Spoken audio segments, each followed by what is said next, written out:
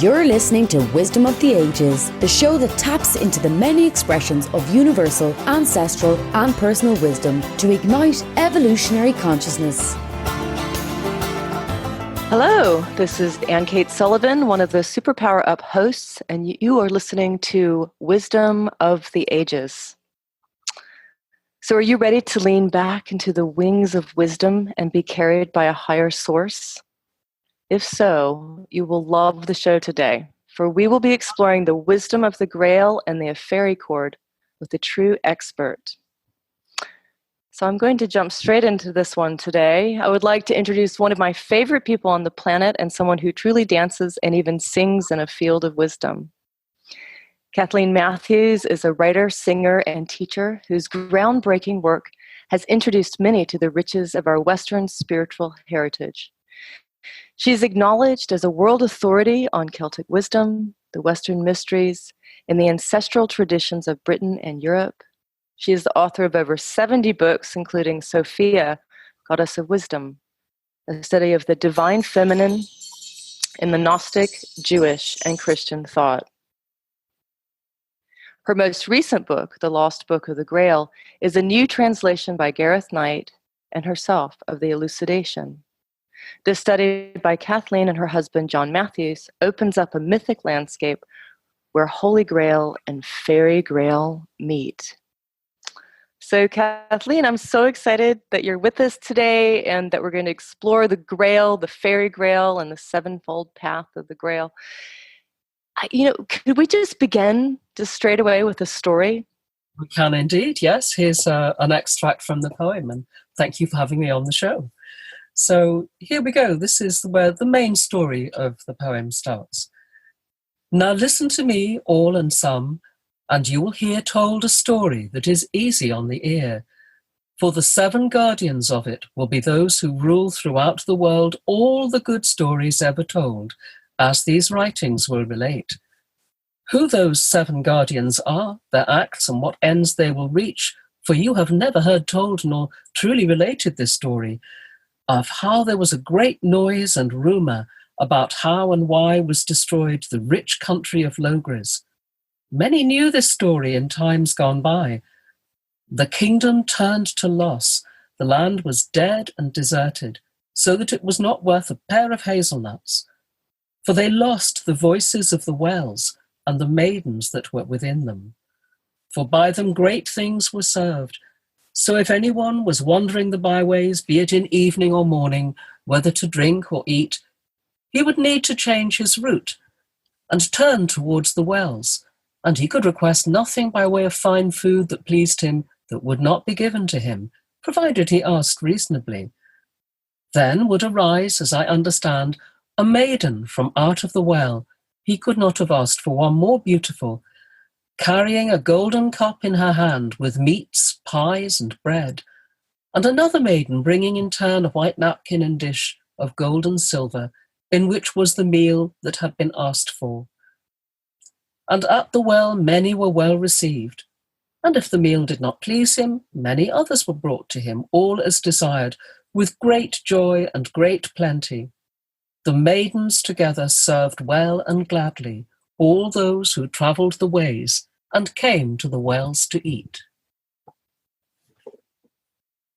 So that's just a little part of the story, and I suppose the Elucidation really it's a 13th century French poem that tells us of this earlier story, and so there's a story nesting inside another story in this poem, which tells us about what happened in times before. It's an incredible book. I just finished it this morning, as I was telling you before we started. Yes. And what really strikes me about this particular book is this connection. Not only are you talking about the Holy Grail, which I think many of us are familiar with, but we're also talking about the Fairy Grail, which I don't think so many people know about. And also you've introduced the Sevenfold Path of the Grail.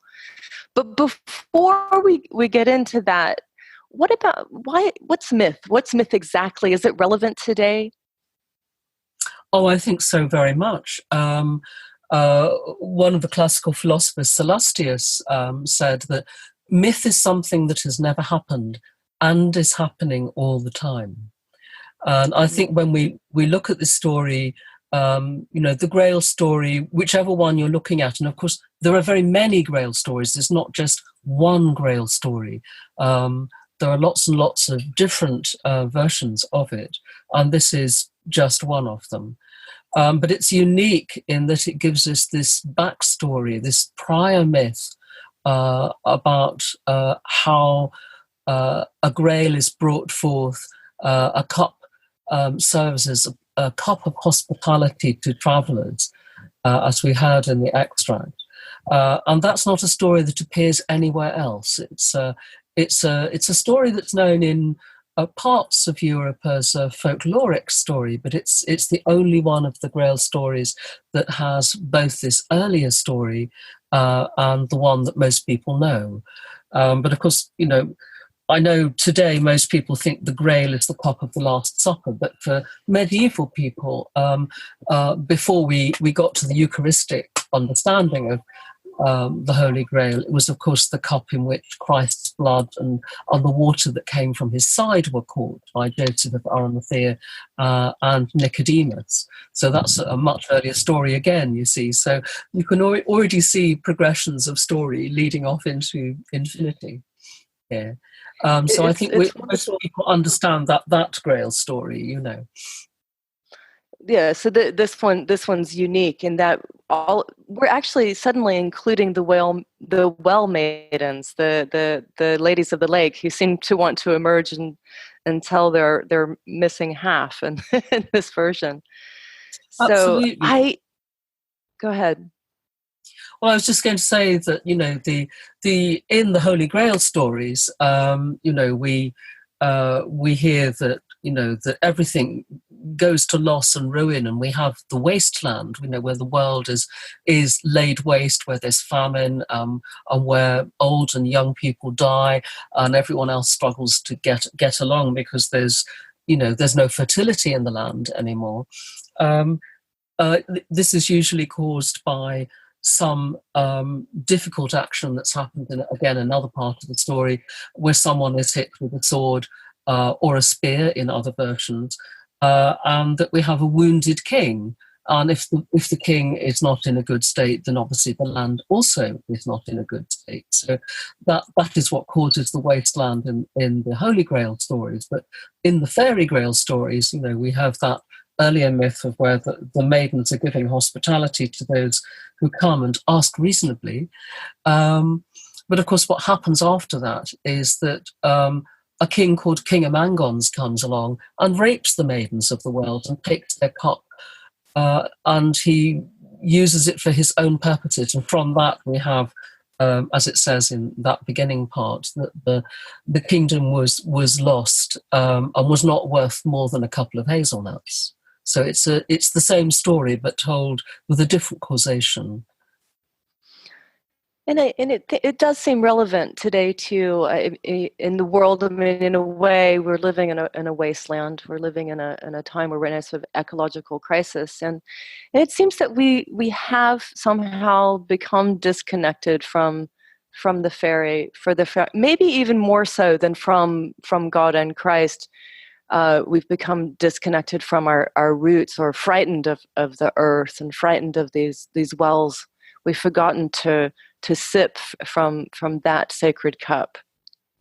Well, absolutely, but we forget the earth at our peril, don't we? Because, I mean, we are not the first people staring environmental disaster in the face, because this has happened in many times in the past. I only have to think of, where I live in Britain, the land of Orkney, that there were no trees left by the New Stone Age, because they'd all been used for fuel. Yes, so we look at the Middle East and anywhere where there's a desert, and very often, there was a civilization there beforehand. So I think, the newness and the oldness of this story is that it's always very relevant to how we work with the earth, and how we how we are with it, that we have a good relationship with it, and it's not just as a source of supply. I really loved the way also in your book that you move from time to timelessness, and you help us make those shifts. So I have to just pause for a minute here. I've got to prepare for a break. But before I do that, where can people find out about you and your books? Okay, so they could go to my website, which is www.hallowquest, HALLOW quest, all one word, hallowquest.org.uk, and that has all my events and books and so on it. Perfect. So we've been talking with Kathleen Matthews about her latest book, The Lost Book of the Grail. And when we come back from the short break, we're going to talk more about the Sevenfold Path and of the Grail and the restoration of the Faery Accord. So stay tuned and we'll be right back. Hello, everyone. This is Tonya Dawn Rekla, Executive Director of Superpower Experts, and we want to thank each of you for making Superpower Up the #1 podcast network for personal development and spiritual growth. Because people like you have the courage to say that mindfulness, healthy living, disrupting reality, the pursuit of consciousness, responsible entrepreneurship, and radical parenting matter, we now amass over 1 million downloads monthly in more than 90 countries. Our numbers keep growing because there are far more people willing to live divergently than mass media wants to acknowledge. For you, the change makers, the light bearers, the way showers, we say thank you. If you're ready to take the next step in your evolution, go now to superpowerexperts.com and take the Superpower Quiz. And as Neva Lee Rekla, our youngest podcaster, likes to remind us, remember, we all have superpowers and we can change the world. So we're back. You're listening to Wisdom of the Ages podcast with Superpower Up host Ayn Cates Sullivan, a show that taps into the many expressions of universal, ancestral, and personal wisdom to ignite evolutionary consciousness. You can find out more about the show on wisdomoftheages.superpowerexperts.com. So today we're talking with a brilliant guest, Kathleen Matthews, about her latest book, The Lost Book of the Grail. So welcome back. Thank you. There's so much to cover here. Want to maybe just tell us about the book. Why did you write this book? Why is it important now? I think that this myth has always been important to us, and I've always wanted to do this book because the myth has been so central to our work. And it was one of our teachers, Gareth Knight, who is himself a very elder and respected teacher of spiritual traditions, who's written many books. And he said, why don't we do this? And he said, why don't we do the translation together? And then, of course, this took quite a long time between us. And then, of course, he's not very well now. So I really wrote the book with John making contribution as well, and finished off the translation. So it's such a central myth, I think, for our time. It's almost when people hear the story, they kind of, their mouths fall open almost because it's so up to the minute. Because there are always things in the past that go wrong. And we can do two things. We can sit there and cast brickbats at people in the past and say, why didn't they get that sorted out? Or we can see what it is that we do now that is part of that healing. And so, of course, this myth has come out of our mouths for years and years and years. So it's great to be able to share it with a wider audience. I was really struck also by a line that you had in the book about, this is back to the fairy Grail and the connection between the two. So it seems to me that with the Holy Grail, we're connecting to God, to Christ, the divine. With the fairy cup, we're connecting to the earth, the roots, the land. And somehow we as humans can actually be this bridge between these realms and heal ourselves in the process and heal the land. It was really lovely. And so I just really wondered, how can we drink from this cup and become, you called us children the children of the universe, the ones that drink from this lovely cup. Absolutely. Well, I mean, my understanding of this text is that it's that these two cups are not two cups; they're two appearances of the same cup. Mm. Although they've been, one of them has in many ways been sort of taken up as only belonging to a certain set of people. Of course, all salvific myths, all myths that try and heal and mend and restore, are for all of us. They're not, they're not just for a special set of people. They are for everyone, and I think this is how the text, understands it too, because this bringing forth of the Grail only happens when there is a good relationship, and this is what we've called in the book the Faery Accord, because after the Amangons raping the maidens of the wells, time goes on, and we hear later on about sort of King Arthur and his court. And they hear this myth, and everyone is very indignant, and the knights of the Round Table want to get up and sort of, do terrible things to the descendants of the people who did it. And then, of course, they go out searching, and they find for themselves that there are some maidens and knights wandering in the wood, and they are the descendants, yes, of King Amangons, but yes, they're also the descendants of the maidens of the Wells. Exactly. They're both.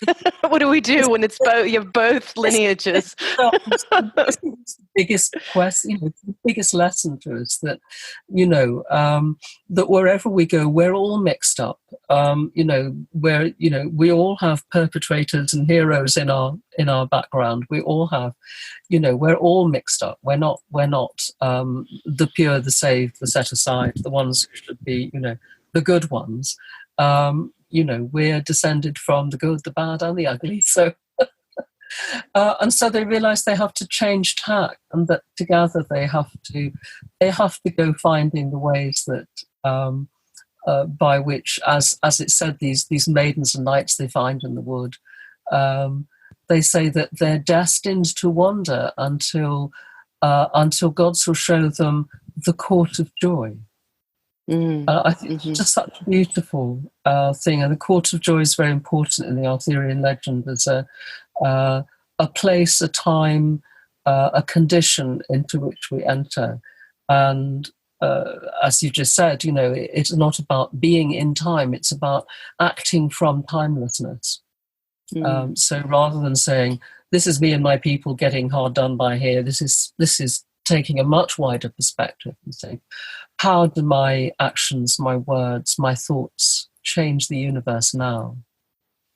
And I loved in the book the way you show at one point 3 concentric rings, and it explains quite well. I felt that how we can move from our own personal belief system, which is in time. We have a sense of time, and then suddenly we begin to move into this mythopoetic space that might even be more real than who we think we are, and we're invited into the Grail, which is in a timeless world.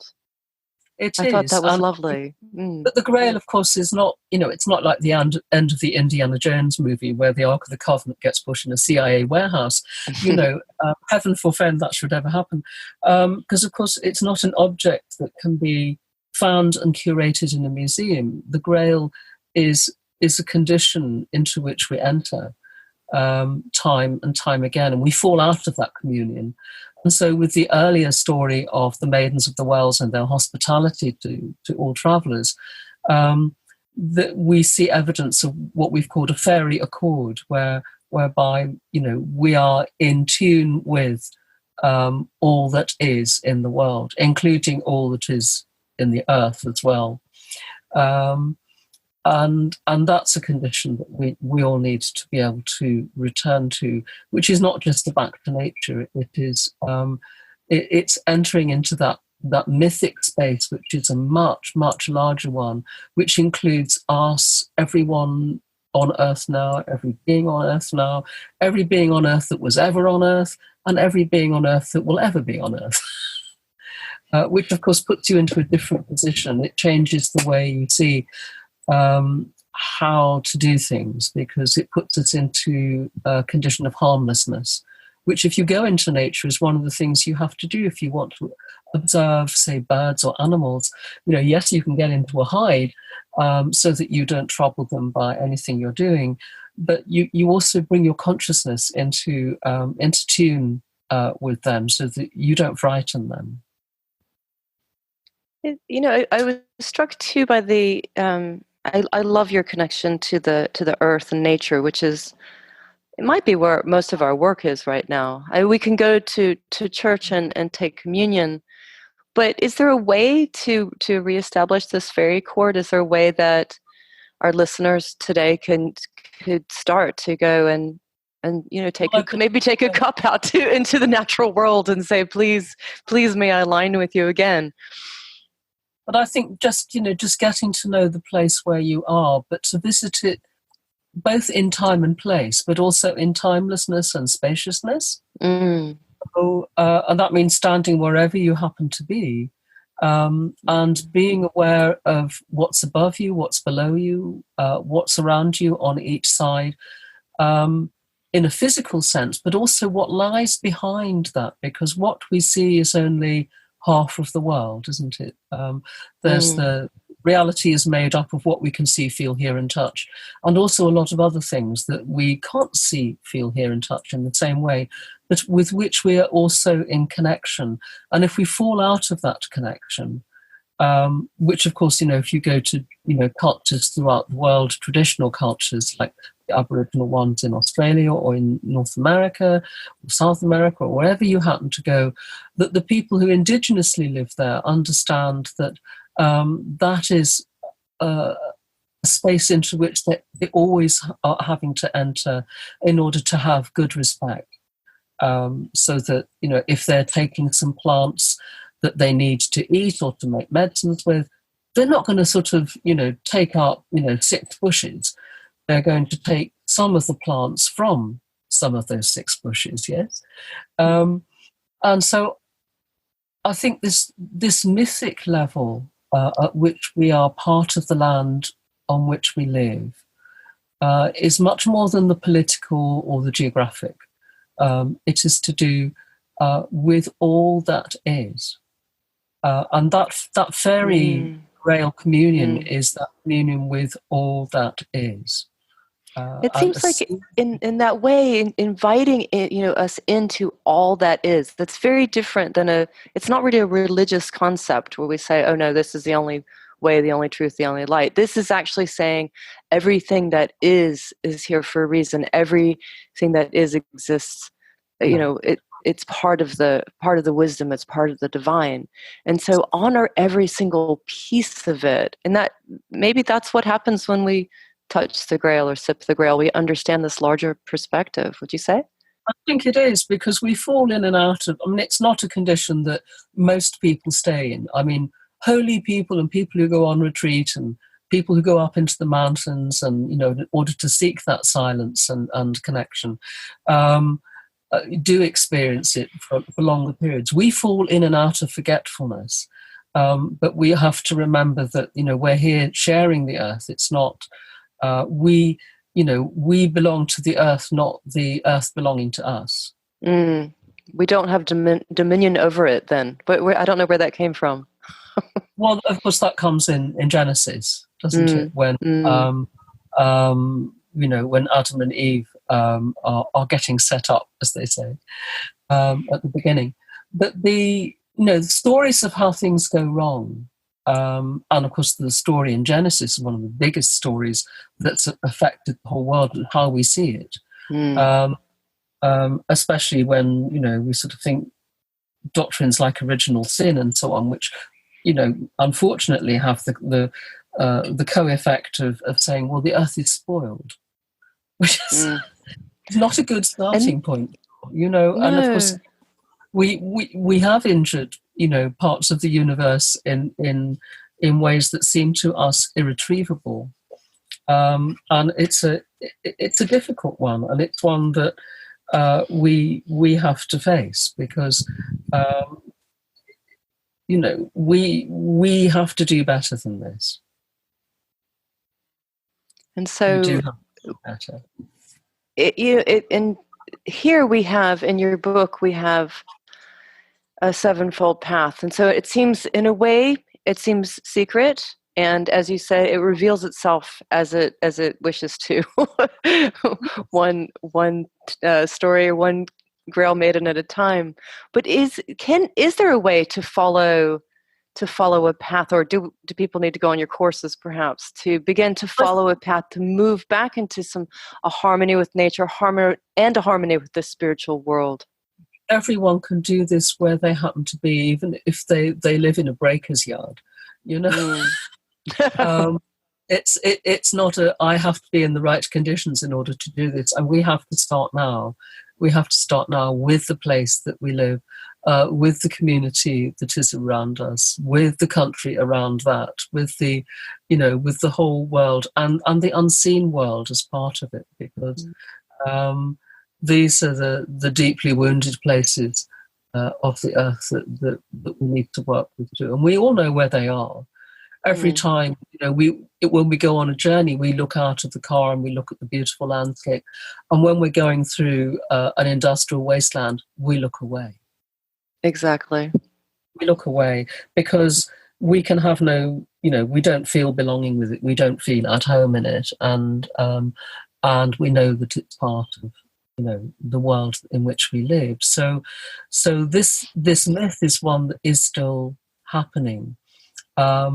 And, the myth also sort of tells us that even after the wasteland is healed, there is still a whole lot more trouble that can come. So it's not about resting on our laurels and saying, oh, we're all going to nirvana and getting sorted out here. It is about, living with the consequences and dealing with those consequences as they arrive, which is what, of course, we're doing in the 21st century, which is decisions that were taken in the 19th century are ones that we're still living with. And the ones that we're now beginning to perpetrate are ones that the 22nd and 23rd, centuries will be dealing with. This probably goes back quite a long ways, but in the story we have the rape of the well maidens by Mangons, I thought it was interesting that his name looks like a man gone. He's not there. So it seems like when this happens, there's a split, and it is between the fairy kingdoms and say the kingdom of Christ. But it also seems to be a split between the masculine and the feminine. The feminine, the ones who nurture, the ones that bring the cup, disappear.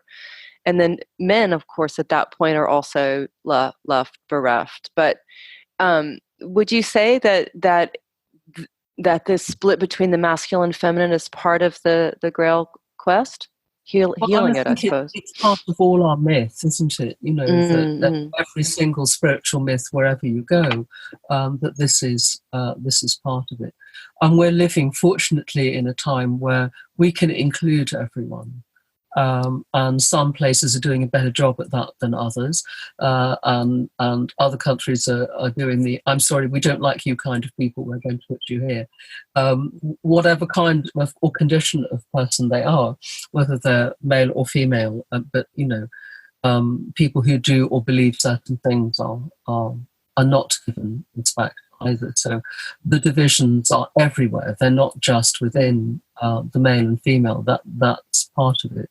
But there are other splits as well, which are just as onerous and difficult. So, one of the characters that I really love is the hideous damsel, the loathy lady.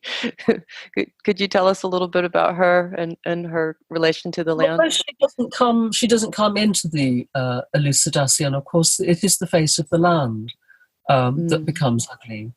And in the Celtic legends, when a ruler is looking for a likely heir, the stories always go that the young man or young men are sent out into the forest in order to discover who is worthy to be the heir.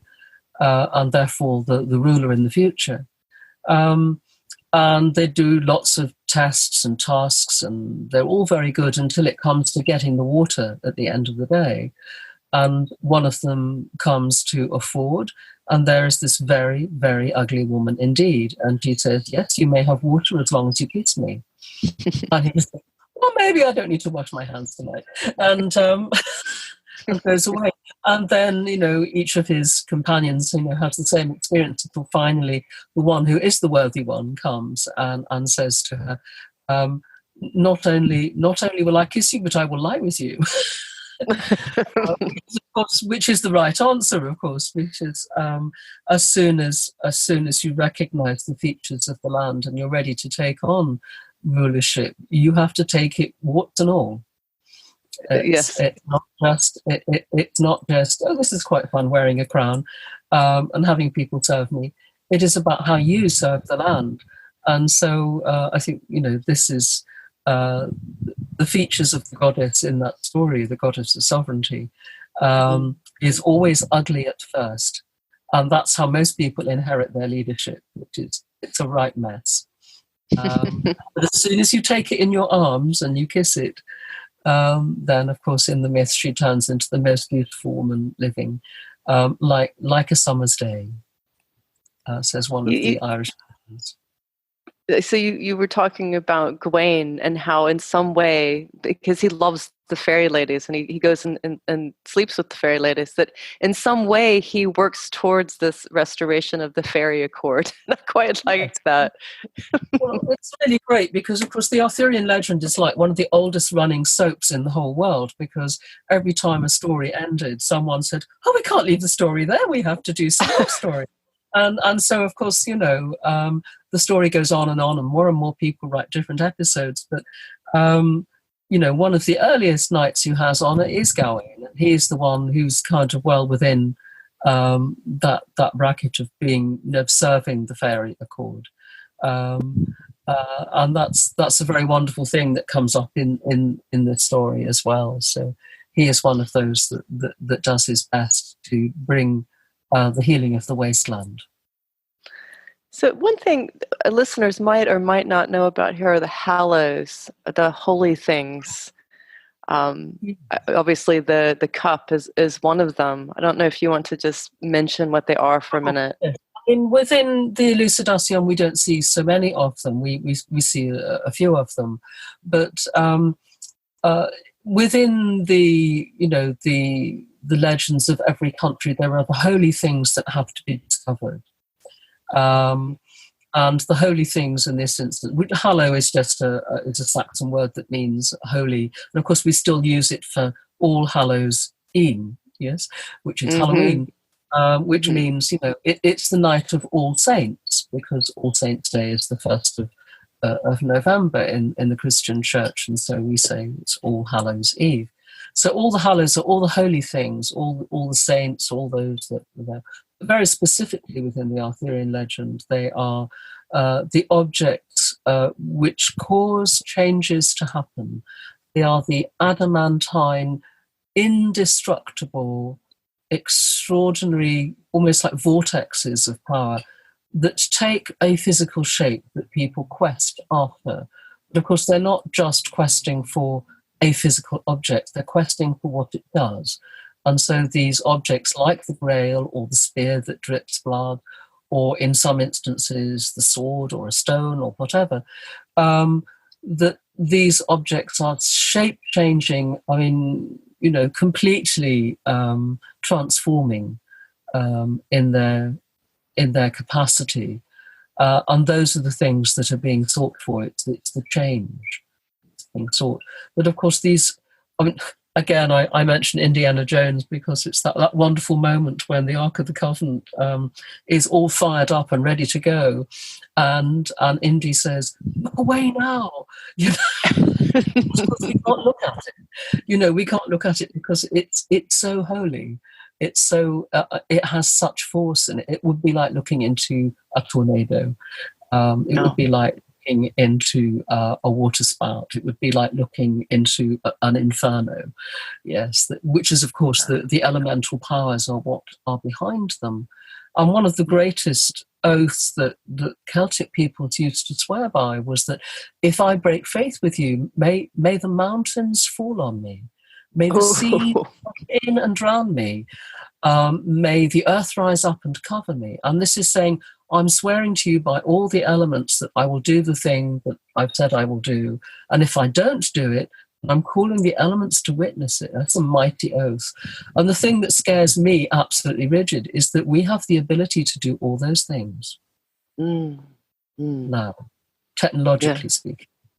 We do. Well, hopefully we'll keep a Faery Accord and we won't do those things. And that's really the brilliancy of this book, is we can actually read it and realize how we learn these steps of moving back into agreement with the and you actually mentioned them. You mentioned the ways that, like, the contracts. Do you want to say something about that? What are the contracts we make with Faery in order to stay in right relationship? Well, very specifically with the Faery people, who, of course, traditionally are all around the world. They're called lots of different names in different countries, but we all understand that these are the beings that live in wood, forest, river, and so on, and are all around us.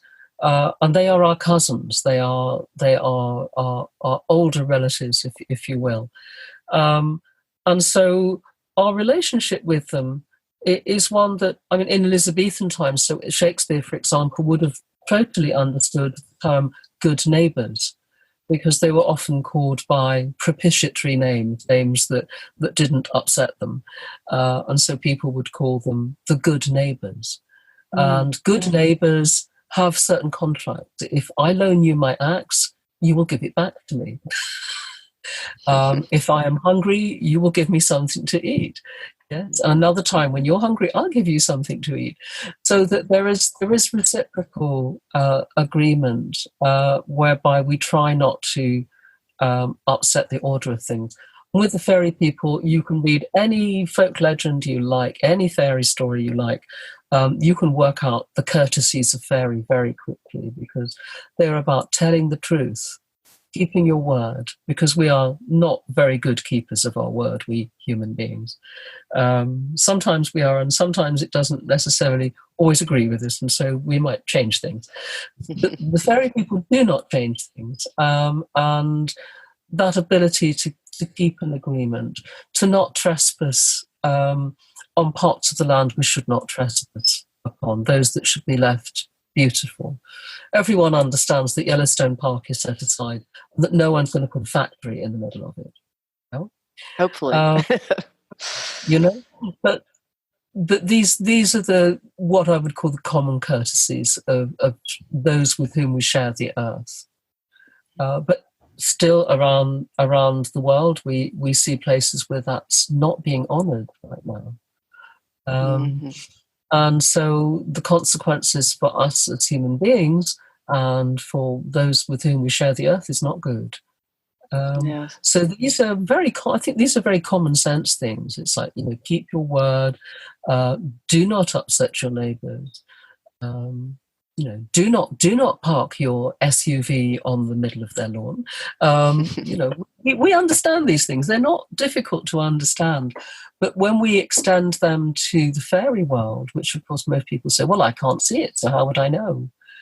But in olden times, and still in some places, still in Ireland, before anyone puts up a house on a piece of land that's not been previously built on, they'll still put pegs and make in the corners of the outline where a house is intended, and they'll leave it for 3 days. Yes, and if they come back and find that those pegs have moved or been thrown out, they won't build there, because they know that that's the ground that the fairies. Yes, so I think most of these things are pretty common sense. But just to think about that for a minute, you're getting ready to go build your garden shed, and just to take a few moments, just to take some sticks and put them in the ground and see what happens. Just leave it for 3 days. We don't have to move so quickly. We can learn to listen to the land, and some land is sacred land. Some land is, yes, you can have a house here. but to start to actually listen to the land and realize that it's a sentient being, that everything's animated, that this is all a living dream, and that we're participating in it. We're not dominating anything, we're participating. So Sure. beautiful. So beautiful. So is there a practice or a song or something that you would like to leave us with today? Sure, yes, I will. And it really concerns the place where we are now. So I'll just outline this briefly, and people can take notes and do it for themselves. But it's a form for establishing relationship with the land. And it's about going outside to, it could be your garden, it could be to the woods where you walk, it could be some place that's near you in your vicinity. And find a place that's good to be, to stand, or to sit. And to just sink your awareness down into the heart of the earth. And just be quiet and experience what it is that's happening when you do that. What relationship do you have with what is beneath you? And that could be the land itself, and it could be many other things that come up. And it's like, be aware of, maybe your mind seems to skip about and suddenly you're thinking about someone who's died recently or something else. That probably could be part of it too. So maybe your mind isn't maybe skipping around, but is actually going to understand something through that means. It's a reminder. And then to look up, what is your awareness of the sky above you? What's your relationship with all that is above you? What do you receive from that relationship? What do you understand by it? And then to do the same in every direction. The direction that you're facing, what do you notice? What is between you and the way ahead? What is it that lies behind that direction? What is it that your senses are telling you? And to do that with all the directions behind you, before you, to your left and right. And so you're kind of standing in like a cube of space. So you've done above, below, and all the sides around you. And then you need to go within, because it's also about you. You're not left out of this relationship. It's like, how do those different directions understand you? And all the time you're doing this to sort of keep your belly soft, because that and you're keeping your breathing easy is a way that people can become harmless within their own environment. Be aware of what happens, what arises in your understanding. And to thank the place at the end where you've been standing and to acknowledge your kinship with it. And just stand there at the end and consider what has changed, either around you or within you, and what now is the relationship of that place with where you stand. And whether you have to do a lot of traveling or whether you have to, you have very little time to go and do such things, you can always go back there again and explore it from wherever you are on the earth, as well as visiting again and making a deeper friendship. These are very good ways to begin, because we begin to establish a living relationship which is ours. It's not from anyone else's book that writes about nature. It's not from a nature program, but it's about you and the whole of your well-being with the earth and the whole well-being of the earth with you. So that's what I would recommend. Oh, that's absolutely lovely. It gives me a sense of standing firmly in this earth, that maybe I don't have to wander anymore, that I can be here right now with my cup. Oh. Well, we are the container as well, of course. This was just absolutely fascinating. I really appreciate it. Well, just one last time, can you share where people can find you and your work? Sure, yes. My website is HalloQuest, HALLOW, with quest added to it, haloquest.org, org.uk. So her courses are wonderful. I've been taking several of them and can hardly wait to get back to do some more work with you. So this is just wonderful. So thank you so much, Kathleen Matthews. Thank you so much. And thank you to everyone who has joined in today. May your lives be filled with the wisdom of the Grail. You have been listening to Ayn Cates Sullivan, host of Wisdom of the Ages. You can view my books also if you want to. If you can reserve a session or find out more about Infinite Light Publishing by visiting AynCatesSullivan.com. So until we meet again, may the wisdom reveal its secrets to you, one message at a time. Thank you. Thank you.